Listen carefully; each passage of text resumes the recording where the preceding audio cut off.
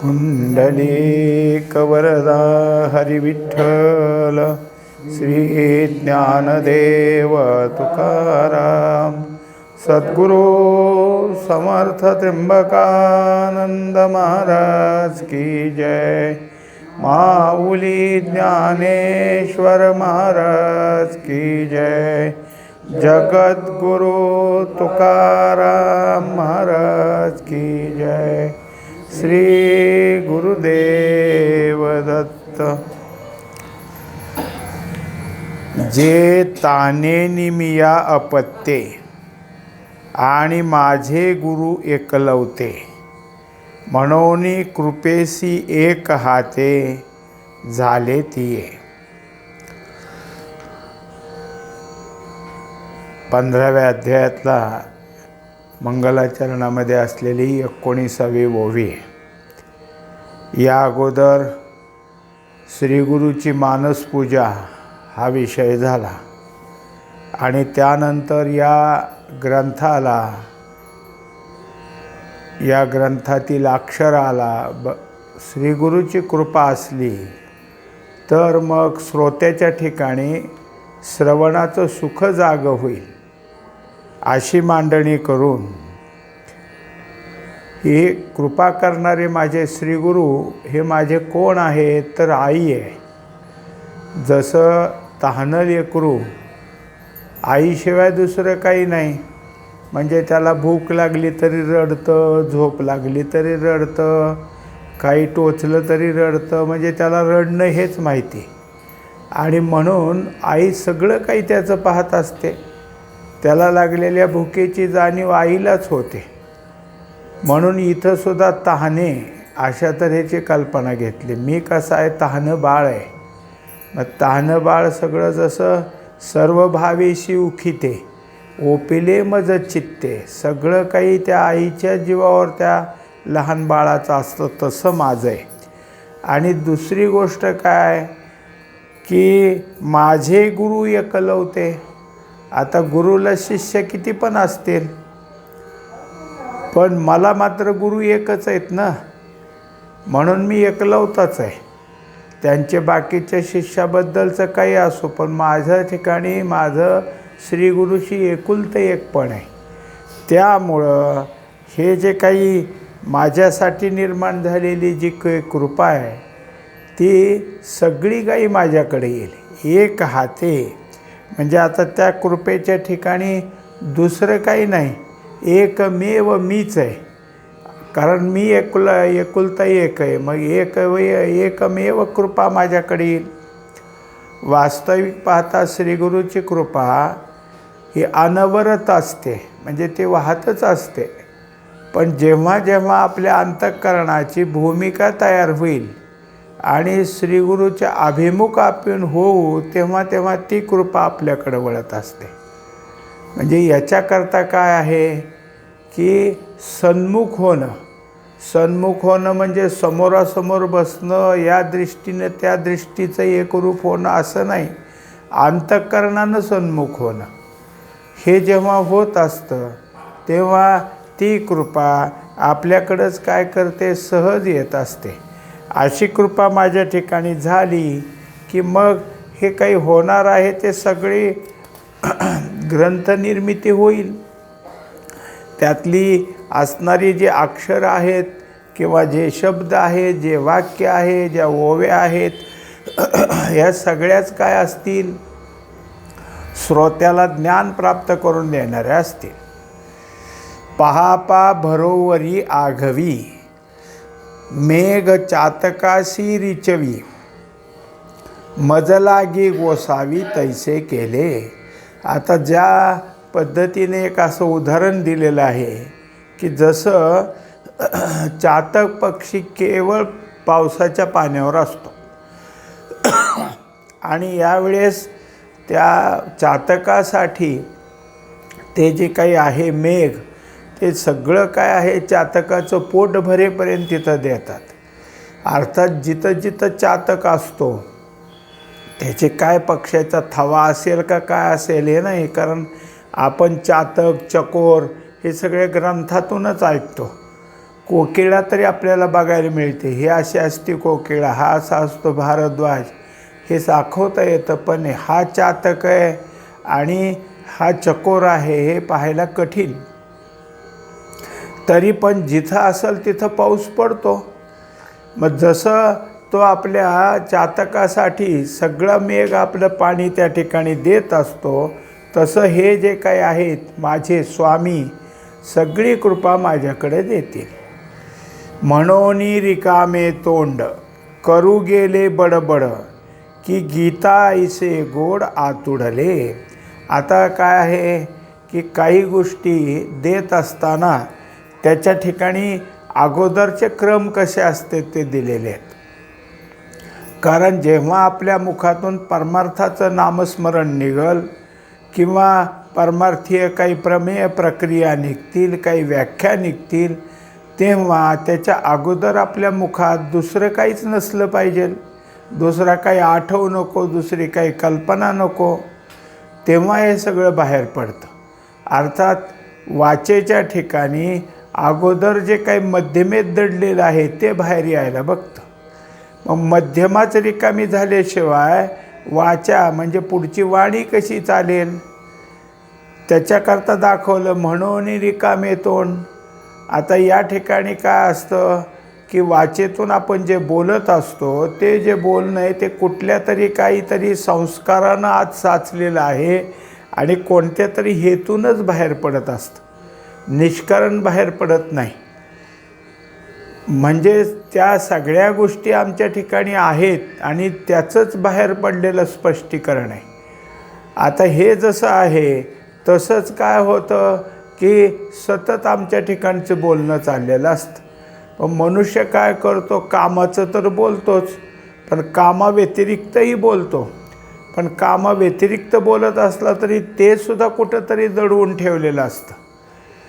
आता मात्र काय आहे की परमार्थाच्यासाठी या सगळ्या गोष्टी ज्या आहेत की अनंत जे काही आमच्या मध्यमेमध्ये काही ना काहीतरी साठवून ठेवलेलं आहे ते सगळं मोकळं झालं पाहिजे. आणि याच्याकरताच आमच्यासाठी काय सांगितलेलं आहे, नामस्मरण सांगितलेलं आहे.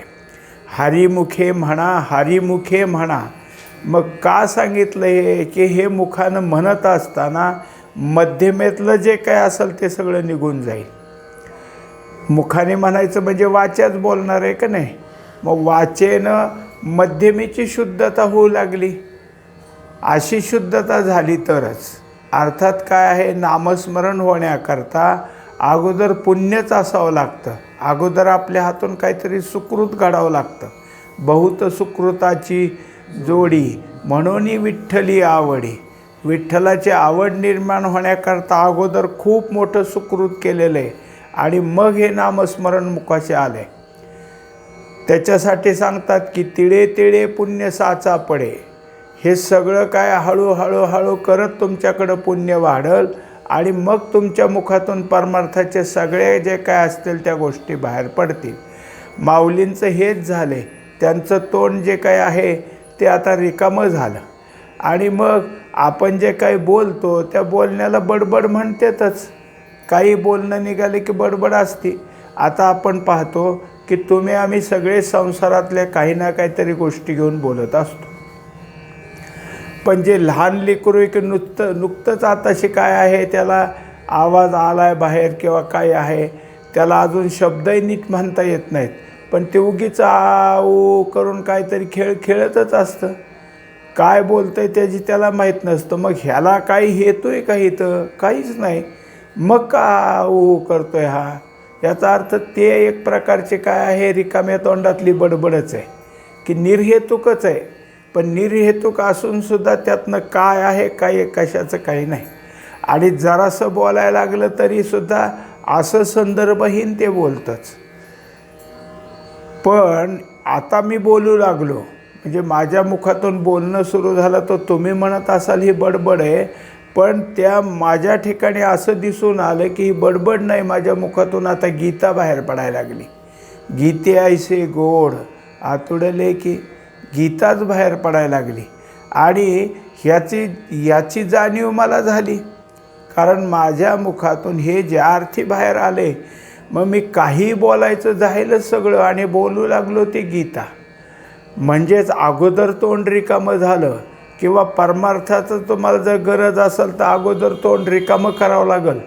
आपल्यात कसं असतं की ते सांगतात बिरबलाने काय केलं की एक जण आपला होता दुसरा राजा आणि त्याने पाठवलं अकबराकडं की हे पातेलं पाठवले आणि ह्यात तुमच्याकडं बिरबल आहे, हुशार आहे फार, तर थोडी अक्कल द्या आम्हाला पाठवून. मग बिरबलाने तसंच पातेलं परत पाठवलं, पातेलं रिकामं करून पाठवा मग अक्कल भरतो. आता हे म्हणलं रिकामं तर आहे, रिकामं काय नाही, मग पण पाठवलं त्या अर्थी काहीतरी असलं पाहिजे यात. मग तिथले जे काही होते शहाणे हे त्यांना विचारलं, हे पातेलं रिकामं नाही म्हणतो, हा रिकामंच आहे की. म्हणजे ह्यात हवा आहे ना आणि आकाश आहे.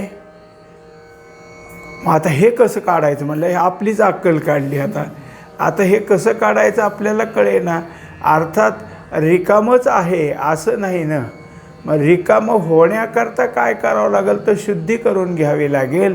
मग म्हणजे गीतेसारखं मुखातून बाहेर येण्याकरता आता आपणच पहा की एवढे जरी श्लोक आपल्या पुढं आले तरी सगळ्या श्लोकाचे सगळे उच्चार आपल्याला व्यवस्थित होतेत असं नाही.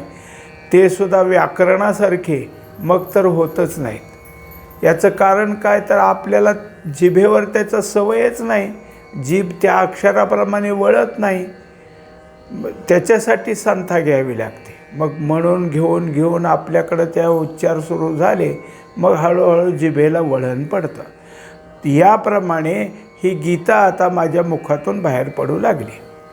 होय अदृष्ट आपैते तै वाळूची रत्ने परते, उजू आयुष्य तै मारिते लोभू करी. आता एकंदरीत काय मागचा संदर्भ धरला तर आणखीन आता एक आहे की परमार्थ मुखातून बाहेर पडण्याकरता आमच्या ठिकाणी जे असलेलं जे आमचं जे काही प्रारब्ध आहे, अदृष्ट आहे, ते सुद्धा अनुकूल असावं लागतं. ते अनुकूल असलं तर सगळ्या गोष्टी होतील आणि अनुकूल नसलं तर अनुकूल करून घ्यावं लागेल. मग मात्र आपल्याला काय आहे की काही ना काहीतरी त्यात 8 तास आहेत. पण अनुकूल करून घेणं ही फार मोठी तपश्चर्या आहे.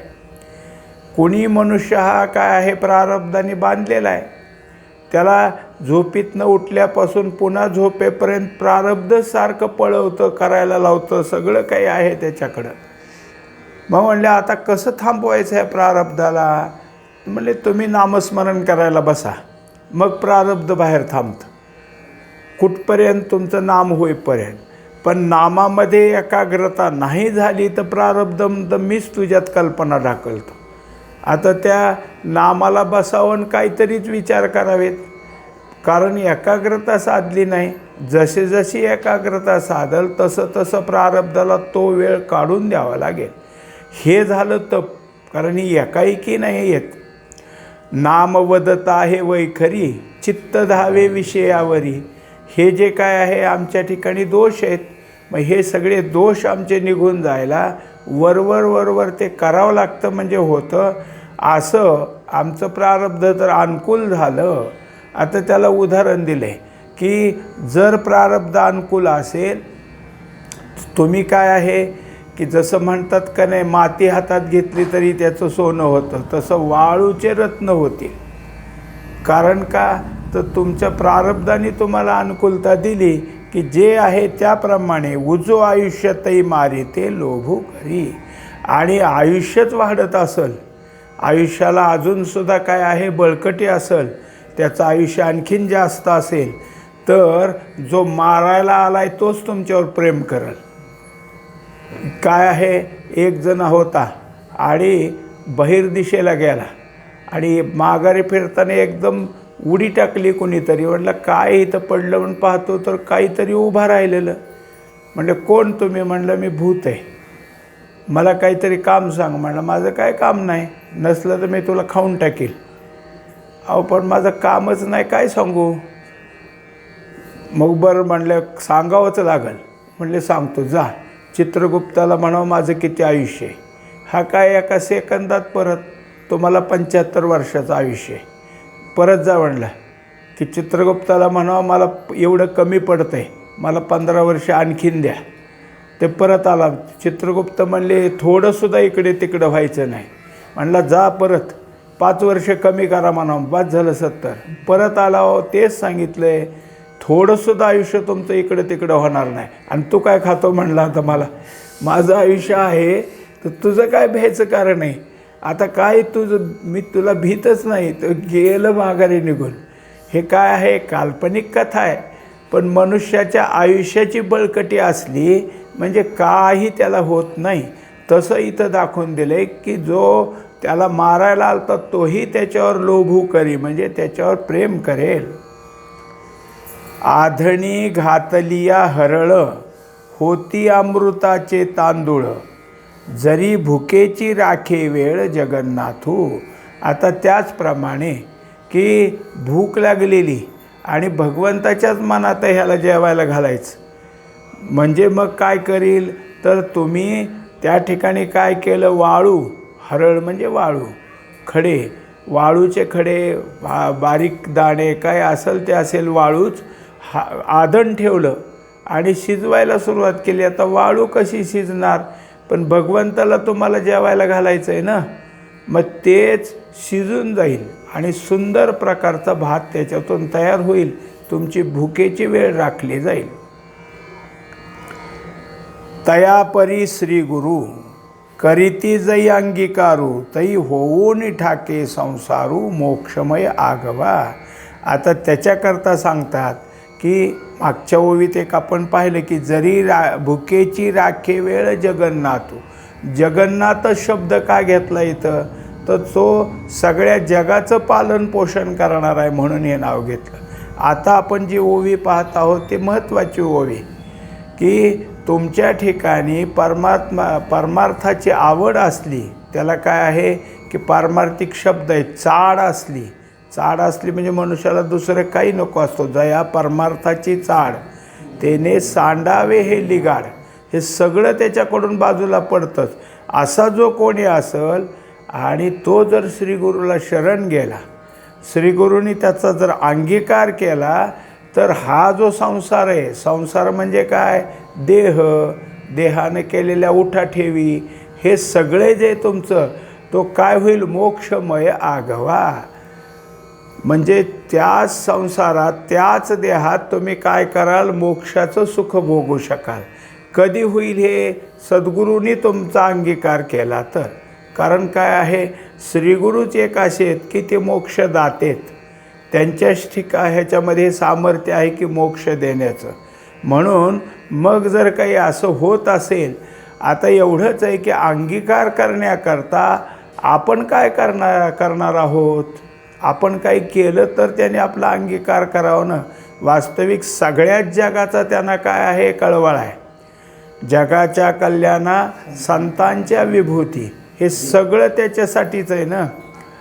पण शेवटी कसं आहे, कृपा करण्याकरता, अंगीकार करण्याकरता आपल्याकडं पात्रता असली पाहिजे. ही पात्रता निर्माण होण्याकरता आपण श्रीगुरूचा विश्वास संपादन केला पाहिजे.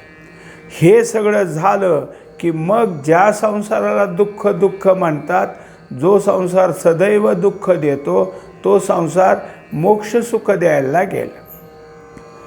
पहा काही नारायणे, तया पांडवांचे उणे, कीजेची ना पुराणे विश्ववंदे. आता पहा की काही गोष्टी पुराणातले दाखले दिले. पाहायला गेलं तर पांडवाच्या ठिकाणी असलेले ते कौरव, तिथं असलेली भाऊबंदकी, त्यांच्यात झालेले वाद, त्याच्यातून असलेलं कपट, त्या पांडवाला अनेक वेळेला जिथं संकट निर्माण झाली तिथं तोंड द्यावं लागलं. इतकं सगळं करून राजाचे राजपुत्र असूनसुद्धा वनवासाला जावं लागलं.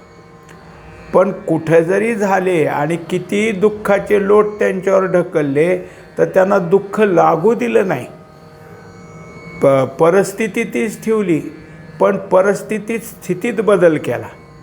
काय स्थिती बदलली की दुःखाची स्थिती सुखात बदल केली.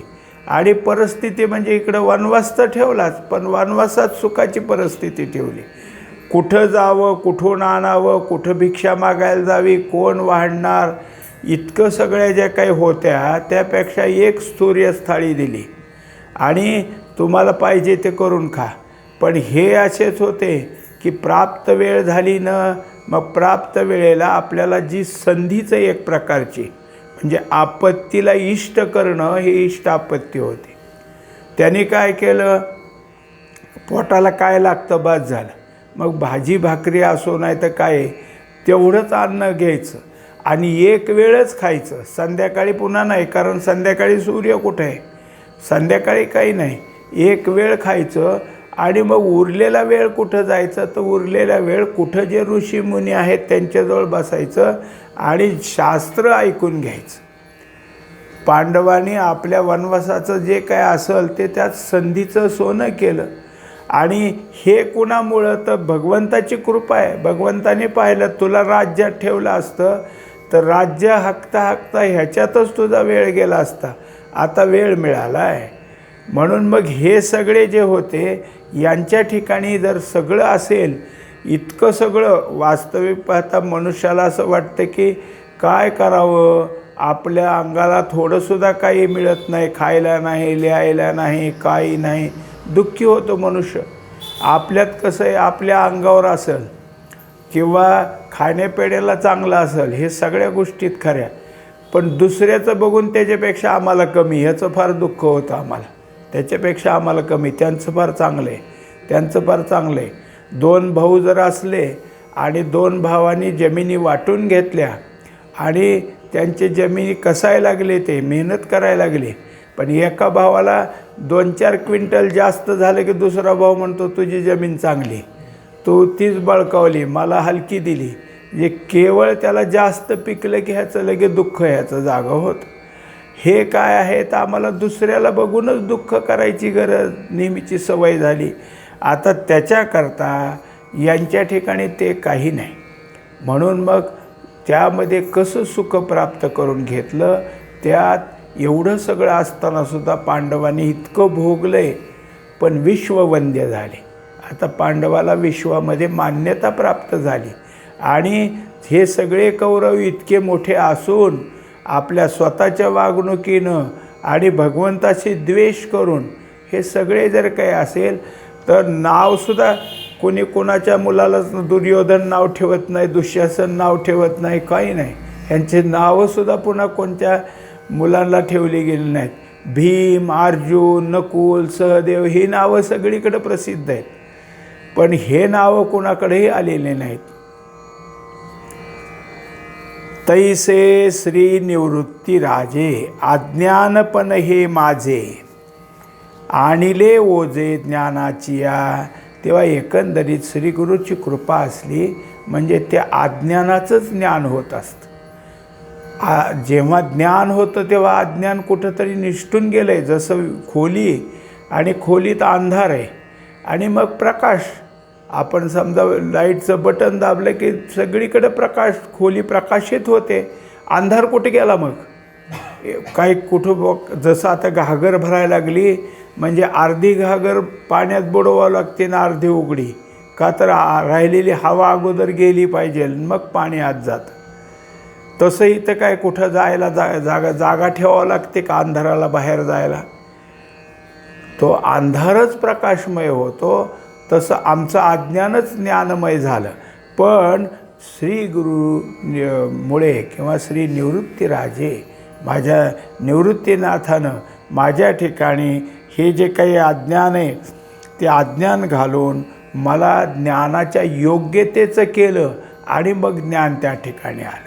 कारण ज्ञान सहजासहजी नाही, ज्ञानाची योग्यता व्हावी लागते आणि ते योग्यतेचं होऊन माझ्याजवळ ज्ञान आलं. परी हे असो आता, प्रेम रुळत असे बोलता, के गुरु गौरव वर्णिता उन्मेष असे. एकंदरीत आत्तापर्यंत आपण जसं पहिल्यांदा मानसपूजा पाहिली, त्यानंतर ग्रंथलेखनासाठी कृपेची याचना केली, म्हणजे हे सगळं बोलणं श्रीगुरूबद्दलच चाललं आहे. माऊली सांगतात की जितकं जास्त बोलावं ना तितकं प्रेम अधिक होतं, अधिक प्रेम वाढतं. आणि त्यामुळं माझ्या ठिकाणी सुद्धा श्रीगुरूचा गौरव वर्णन करायला, श्रीगुरूचा महिमा वर्णन करायला उन्मेष असे. माझं ज्ञान स्फुरण पावते, माझी परावाणी स्फुरण पावती की आता किती बोलू. पण एक आहे की हेच बोलायचं असं माझं काम नाही, मला माझ्या श्रीगुरूंनी दुसरं काम सांगितले याची त्या ठिकाणी जाणीव झाली. आता तेणेच पसाये तुम्हा संतांचे मी पाये, ओळगेने अभिप्राये गीतेचेने. तेव्हा माझ्या श्रीगुरूच्या कृपाप्रसादाने त्यांनी जर मला पसायदान दिलं, जे कृपाप्रसाद दिला, तर त्यामुळं मी ही गीता जी आहे ती तुम्ही सगळे श्रोते मंडळी संत आहात आणि संतांच्या पायाची पूजा करण्यात, पायाची सेवा करण्यात मला काहीतरी यश येईल, मी त्या सेवेसाठी लागेन. हे सगळं कधी माझ्या श्रीगुरूची कृपा माझ्यावर झाल्यावर गीता सांगताना मी संतांची सेवा केली असं होईल. तरी तोची प्रस्तुती 14व्या अध्याया अंती निर्णयो कैवल्यपती ऐसा केला. आता एकंदरीत 14व्या अध्यायाच्या शेवटी जे काही विषय झाले त्या विषयामध्ये ब्रह्म आणि परमात्मा म्हणजे भगवान श्रीकृष्ण दोन नाहीत. पण हे कळल कधी? हे ज्ञानाने कळल. म्हणून शेवटी ज्ञानाचा विषय झाला आणि 14व्याच्या शेवटी ज्ञान सांगण्याकरता किंवा ज्ञानाचं महत्त्व सांगण्याकरता शेवटचा उपसंहार झाला. ते आता आपण पाहिलेलं आहेच. जे ज्ञान जयाच्या हाती तोच समर्थो मुक्ती, जैसा शतमक संपत्ती स्वर्गीची. आता याप्रमाणे हे जे ज्ञान आहे ते ज्ञान ज्याच्या हाती असेल तोच मुक्त होईल. कोणतं ज्ञान? जे ज्ञान म्हणजे परब्रह्माचं ज्ञान, ब्रह्मज्ञान म्हणा, त्याला आत्मज्ञान म्हणा, असं जे ज्ञान आहे तेच ज्ञान तुम्हाला मुक्ततेकडे घेऊन जाईल. बाकी काय आहे? आपल्याला पोट भरायची खूप ज्ञान आहेत, अनेक ज्ञानाला ज्ञानच म्हणतो आपण, पण हे ज्ञान वेगळं आहे. हे काय आहे? अध्यात्माचं आहे आणि तिथूनच आपल्याला तिकडे जाता येतं. त्या ज्ञानानंच मोक्ष मिळतो, त्या ज्ञानानंच मुक्ती मिळते. जैसा शतमक संपत्ती स्वर्गीची. जसं 100 यज्ञ केले, कोणताही अडथळा न येता, तर तुम्ही इंद्र व्हाल, स्वर्गात जाऊन तुम्हाला इंद्रपद प्राप्त होईल. हे सगळे यज्ञ तुमच्याकडून कोणताही अडथळा न येता पार पडले तर मग मात्र तुम्हाला इंद्रपदात जाण्याकरता तुमची पात्रता होईल. का शत एक जन्मा जो जन्मोनी ब्रह्मकर्मा करी तोच ब्रह्मा आणून हे. किंवा दुसरं दिलं की जो कोणी 100 वेळा ब्राह्मणाच्या कुळामध्ये जन्माला येईल आणि नुसता जन्माला येऊन चालणार नाही, तिथं आलं तर त्याने काय आहे, यथाशास्त्र यजन याजन अध्यापन अध्ययन हे सगळं करून दान धर्म स्वीकारणं, ह्या सगळ्या ब्राह्मणाच्या गोष्टीत की ज्याला आता ज्ञानेश्वरीमध्ये भगवद्गीतेमध्ये जे त्यांचे 9 गुण सांगितलेले आहेत की त्याप्रमाणे जर करत गेला, किती 100 जन्म ब्राह्मणाचे येऊन ब्राह्मणाप्रमाणे वागत गेला तर तो पुढं काय आहे, ब्रह्मदेव होतो. ब्रह्मदेव होण्याची त्याची योग्यता आहे.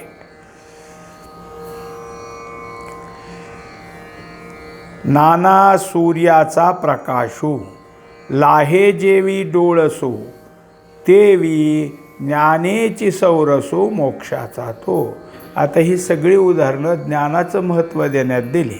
आणखीन सांगतात की जसं आपल्याला रात्र झाली म्हणजे मग काही जवळ वस्तू असून सुद्धा सापडत नाही, शोधावी, कारण अंधारात कसे सापडणार. पण सूर्य उदय झाला आणि ऊन पडलं सगळीकडे की सगळं काही दिसतं, अगदी काही सुई पडलेली सुद्धा दिसते. हे काय आहे की सूर्याच्या प्रकाशानं डोळ्याचं काय दिसणं वाढलं. डोळ्याला अगोदर दिसत नव्हतं का, पण अंधाराचं आवरण आलतं ना. आता सूर्य उदय झाला, बाहेर ऊन आली की आमचे डोळे काय झाले, लगेच सगळीकडे पाहू लागले. आता सगळी वस्तू त्याला दिसू लागली. त्याप्रमाणे या ज्ञानामुळंच आपल्या ठिकाणी मोक्ष प्राप्त होणार आहे. मोक्षासाठी ज्ञानाचीच गरज आहे. अशा तऱ्हेनं आत्तापर्यंत सगळं सांगत आले. आणखीनसुद्धा ज्ञान कसं आहे आणि ज्ञान आपल्याला प्राप्त करून घ्यायचं असेल तर अजून काय करावं लागेल ते सगळं सांगणार आहे. पुंडलिक वरदा हरी विठ्ठल, श्री ज्ञानदेव तुकाराम, सद्गुरू समर्थ त्र्यंबकानंद महाराज की जय. माऊली ज्ञानेश्वर महाराज की जय. सद्गुरू तुकाराम महाराज की जय. श्री गुरुदेव